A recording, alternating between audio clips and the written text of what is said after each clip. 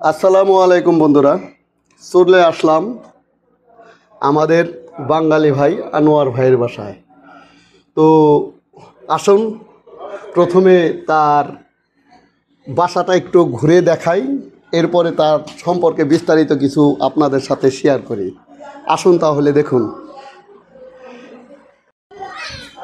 তো আমাদের আনোয়ার ভাই সে ব্যাচেলার, সত্যিকার অর্থে দেখুন তার ঘরটা কীরকমভাবে সুসজ্জিত। এটা হলো বসার রুম। দেখুন সে কিন্তু ব্যাচেলার। ব্যাচেলার মিন্স মানে তার বউ ছেলে আছে, সেটা বাংলাদেশে এখনও আসে নাই। তবে আপনারা দোয়া করবেন খুব তাড়াতাড়ি যেন এদেশে চলে আসে। হ্যাঁ, আসুন তাহলে পুরো বাসাটাই ঘুরে দেখাই। এই হলো খানার রুম। দেখুন কত সুন্দরভাবে সুসজ্জিত। কিন্তু আনোয়ার ভাই কিন্তু এখনও একা থাকে। দেখুন আপনারা, এই হলো দুটি বেডরুম এবং এটা হলো বাথরুম। হ্যাঁ, চলে যাচ্ছেন নাকি?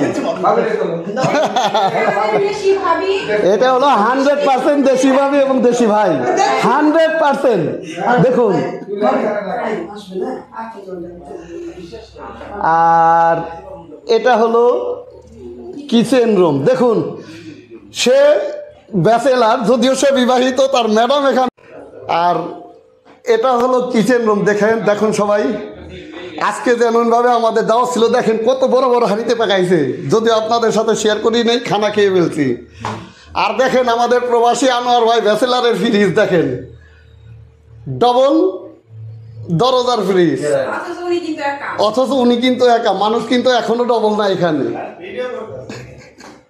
তাহলে দেখেন মানে পুরো গরুটাই মানে ঢুকে রাখা যাবে, অথচ খাওয়ার মানুষ নেই।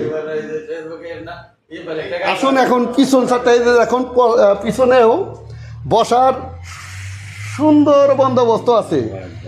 আসলে বন্ধুরা, আমি অনেক দেশে গিয়েছি, একটা ব্যাচেলার এত সুন্দরভাবে, এত সুসজ্জিতভাবে, এত সুশৃঙ্খলভাবে বসবাস করে, মানে বিশেষ করে প্রবাসে, এটা ভাবতে অবিরল।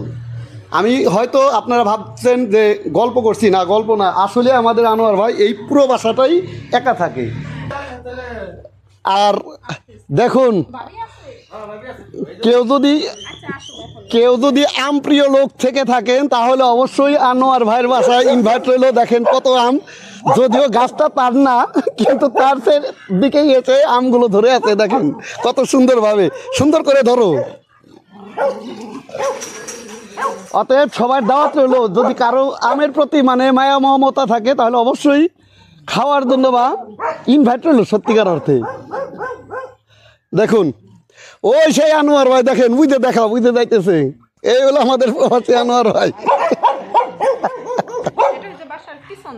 এটা হলো বাসার পিছন সাইড, খুব সুন্দর। দেখেন খুব সুন্দর করে রেখেছে।